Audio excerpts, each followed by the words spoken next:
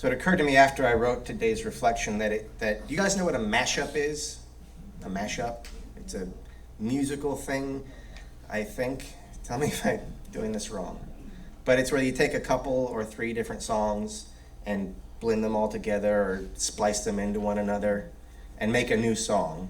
So I did sort of a mashup with religious traditions today.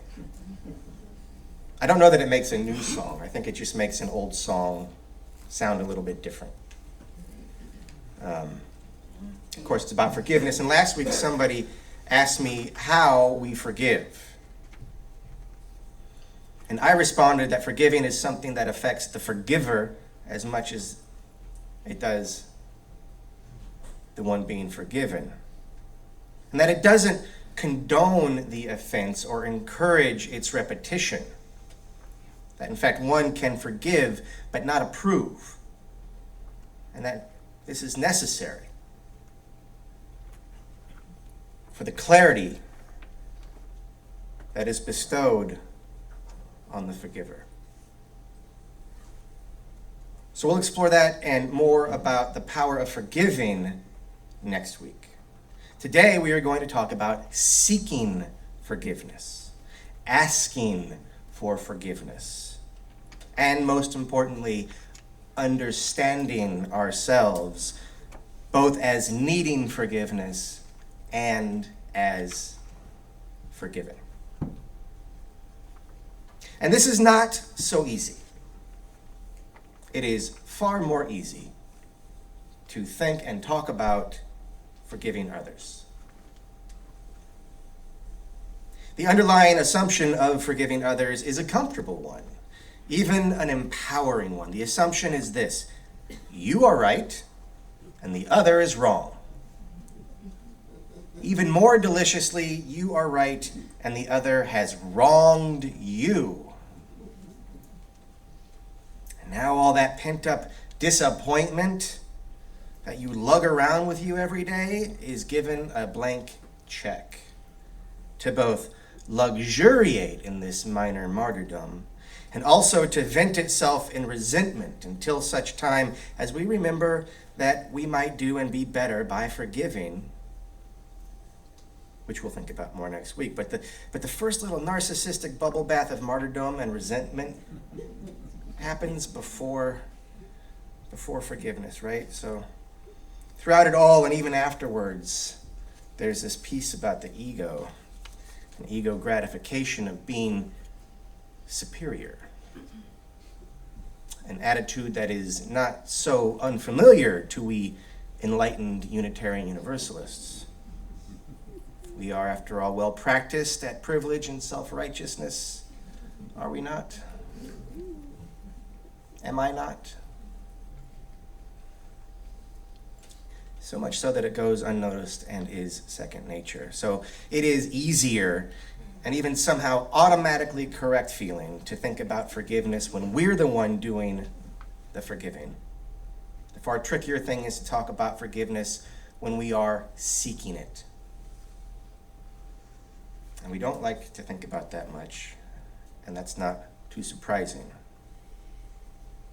And in fact, we have assistance in thinking about that because there is a fundamental and institutionalized predisposition among Unitarian Universalists that does us a disservice in this regard, even though it was honestly and righteously acquired.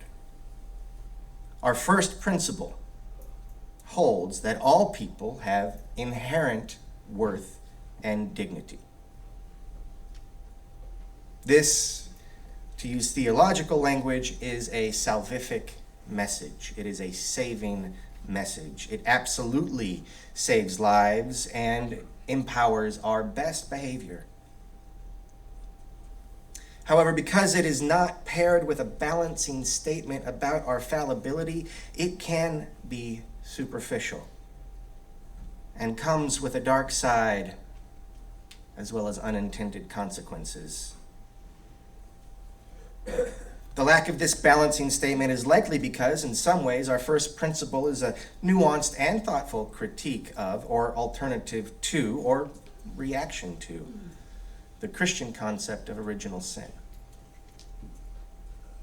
So, original sin is that concept rooted in the story of Adam and Eve and eating the apple against the wishes of their God, the God that designed them, by the way. The idea being that all subsequent people shared in that original sin. And so we are therefore, according to that story, inherently sinful. We are inherently flawed. And it's a story that has some wisdom in it, but has also been much abused and used to abuse over the ages. I'm certain that many here have been offended by such use. It was used to shame and scare and embed self-loathing in people. So in reaction to that, to push back on that, our tradition insists that we are originally, inherently worthy and dignified. Instead of a mea culpa, Unitarian Universalism offers encouragement and comfort and hope. The dark side of that encouragement has been the denial, or at least ignoring, of our inherent imperfection. This aids and abets expectations for perfection, which we conveniently usually apply primarily to others, sometimes to ourselves. And this expectation, no matter who it applies to, rarely ends well. And this in turn has led to the curious and hypocritical binary that we as UUs are institutionally accepting, but individually and interpersonally really no less judgmental than those other folks and other religious traditions that we disparage for being judgmental. Curiously, many of us UUs, myself included, are, as an alternative to this Christian story, attracted and infatuated by the teachings of the Buddha. And yet the very first of Buddha's teaching points to the same thing that original sin points to. That being the inherently painful nature of being alive. I think the difference between the Christian and the Buddhist ideas here are more in their presentation and semantics than in their ideology, anthropology, or ontology.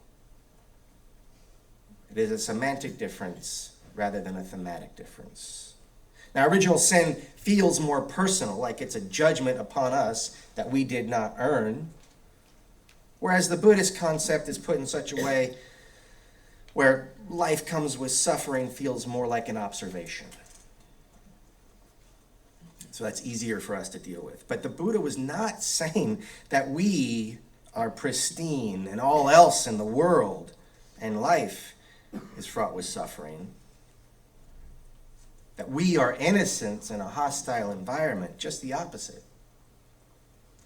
In fact, Buddhism makes us more responsible for original sin than do the biblical traditions.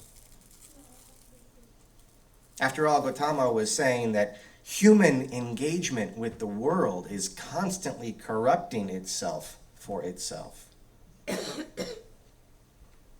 This is not some mythical inheritance, but rather a repeated behavior. So thematically, the Christian and the Buddhist claims regarding our inherent fallibility are quite similar. And they both offer a semantically distinct but thematically similar way out. Having said that, these two stories have definitely been used and misused in distinct and different ways as well. Nonetheless, from my perspective, they point to the same idea, and it is an idea to which the UU irreverence and optimism, which was afforded by a historic and present privilege, has blinded us. And that idea is that we are flawed. It sounds so basic and easy to accept when you put it in those terms, but we certainly have not institutionalized it in our principles or in our way of thinking religiously. We are flawed, fundamentally, inherently, eternally flawed. I think it would help if we acknowledged our inherent imperfection. Affirming the inherent imperfection and dignity and worth of every person might help us to treat our adversaries, each other, and ourselves with more compassion. As it is, our principles are left open to a cognitive dissonance we are all too willing to employ. For by not explicitly comprehending our inherent imperfection, by leaving it up to impotent implication, we are frequently ignoring or denying it. And this is like walking around carrying a heavy boulder. But we don't acknowledge the boulder. And so we can't figure out why it's so hard to walk.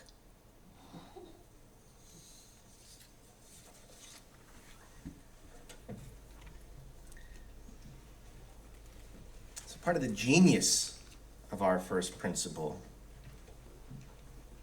that all people have inherent worth and dignity, is that it does not say that we are all inherently good or that we are only worthy and dignified. And so there is ample room to acknowledge our sins. I know that sins is a loaded word. I use it on purpose so that I could say the following public service announcement. Sin is an English translation of a Latin misunderstanding of a Greek word. And that word is hamartia. By the way, that Greek word was trying to put into language an idea that comes out of a Jewish context. At any rate, there's plenty of room for missing the mark in that translation, and that in fact is what that translation means. Hamartia means simply missing the mark. Changes your perspective on this concept of sin a little bit. I'm glad the people who told it to you incorrectly, or else you wouldn't be here with us today.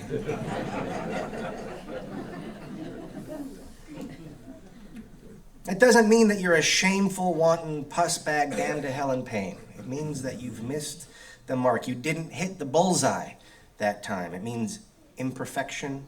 It means mistake. It means flawed.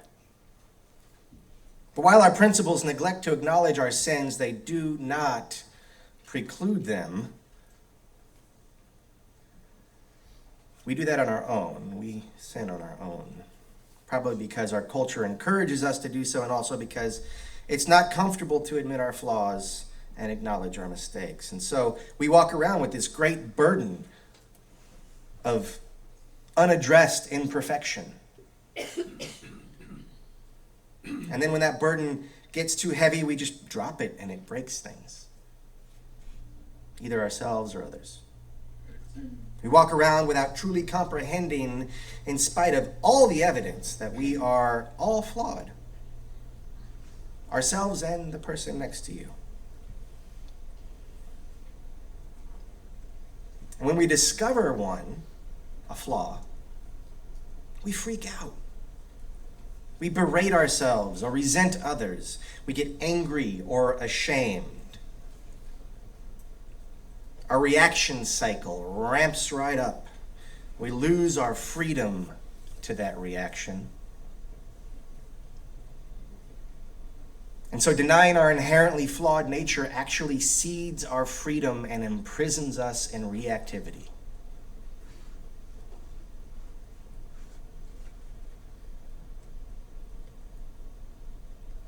Denying our inherently flawed nature reduces us, reduces our capacity for freedom by imprisoning us in reactivity. To be forgiven, though, we must first comprehend our corruption. We must acknowledge our flaws and imperfections. Without acknowledging them, without asking them to be forgiven, they have no place to go. They clog up our system and make of our lives a walking hell of our own devising. But acknowledging our inherently flawed nature helps us to acknowledge our particular flaws of behavior, body, and disposition in a way that frees us from their grip.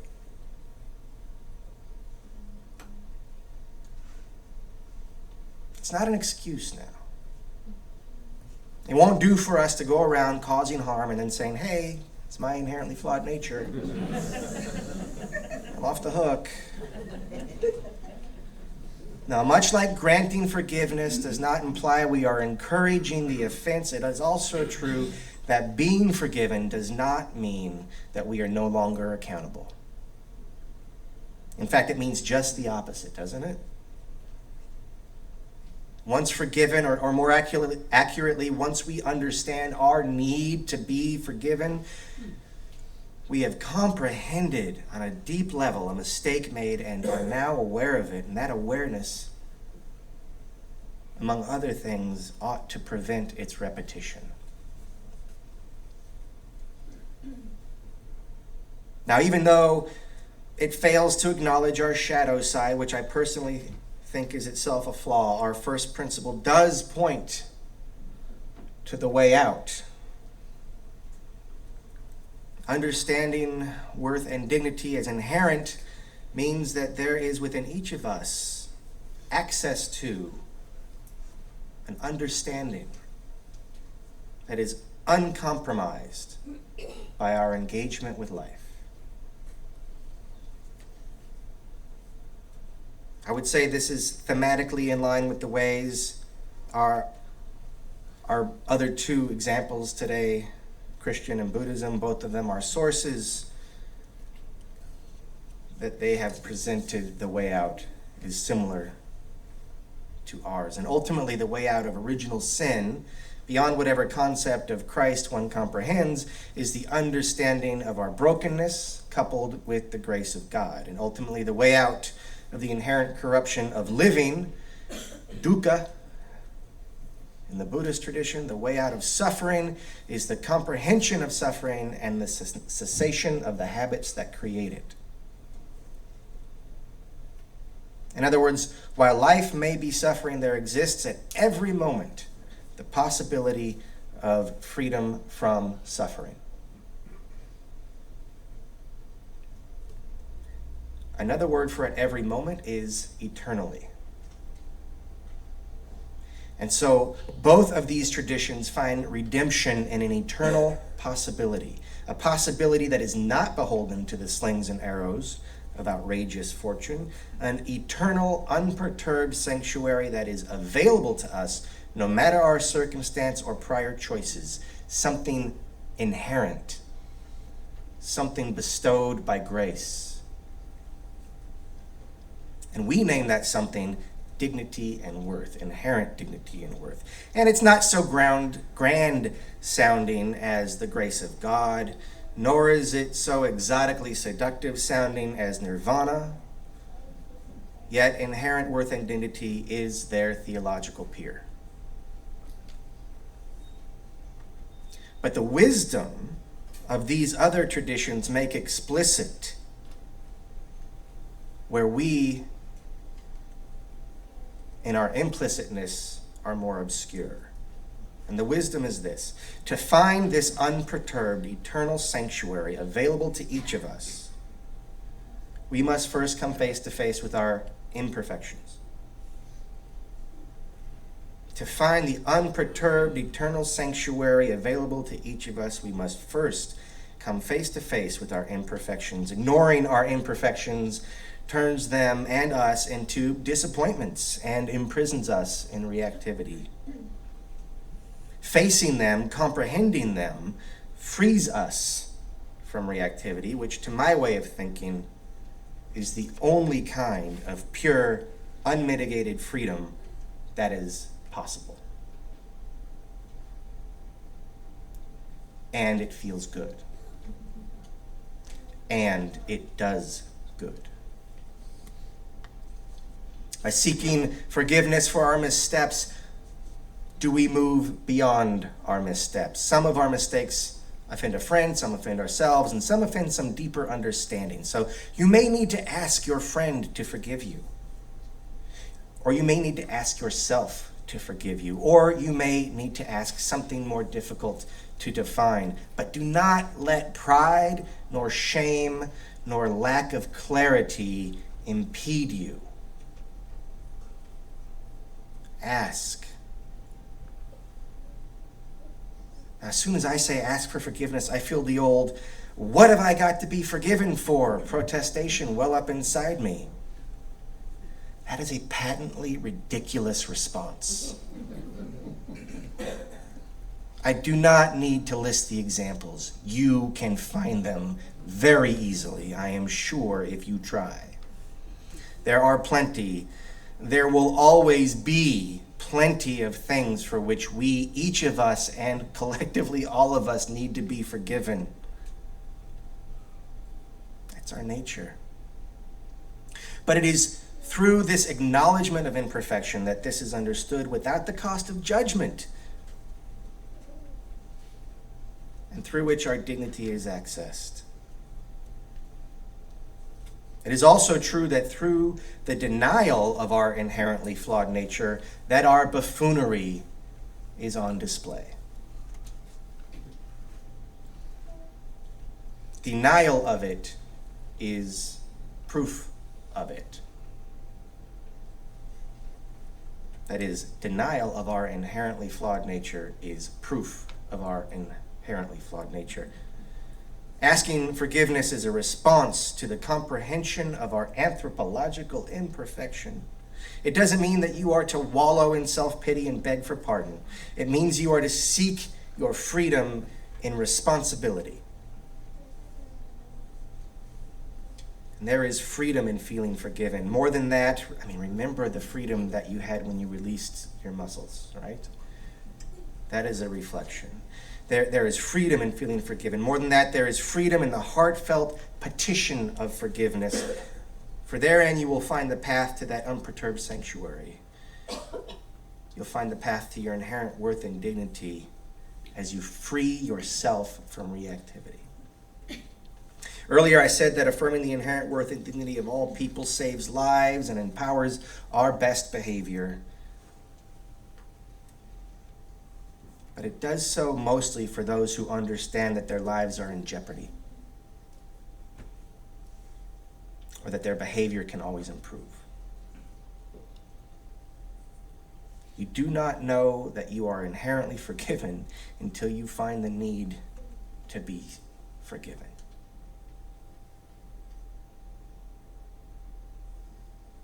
So be let go of.